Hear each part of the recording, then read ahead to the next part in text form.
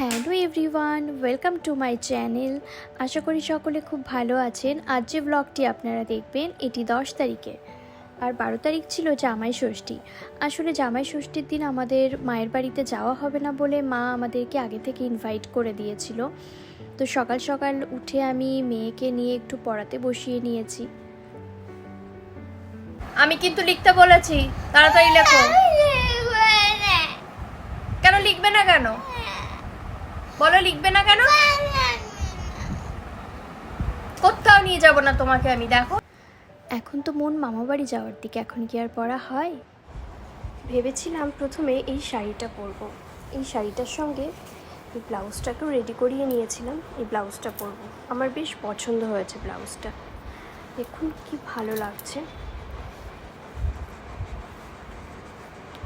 কিন্তু সত্যি বলতে কি এতটাই গরম বাইরে যে আমার আর সাহস হলো না যে আমি শাড়িটা পরে আমি যাই, অন্য নর্মাল একটা কিছু পরে চলে যাব।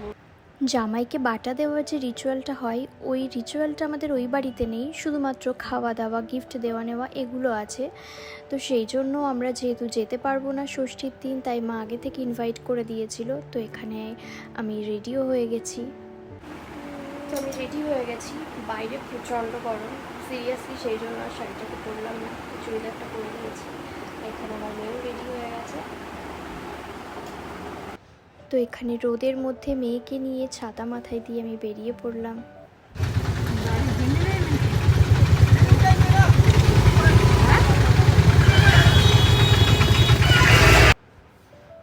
তো এখানে চলে এসেছি মায়ের এখানে, এসে মেয়েকে একটু ফ্রেশ করিয়ে দিয়েছি, ও এখন খেলছে।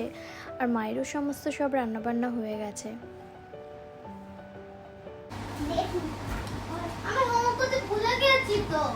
তাহলে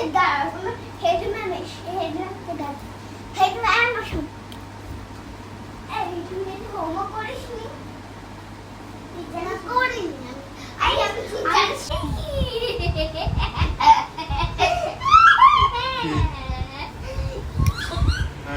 তো অমিত চলে এসেছে বলে মা সমস্ত সব কিছু গুছিয়ে রেখেছে এখানে। এটা জামাই ষষ্ঠীর মেনু হলেও এটা কিন্তু সিলেক্ট করেছে আমার মেয়ে যে কী কী রান্না হবে আজ।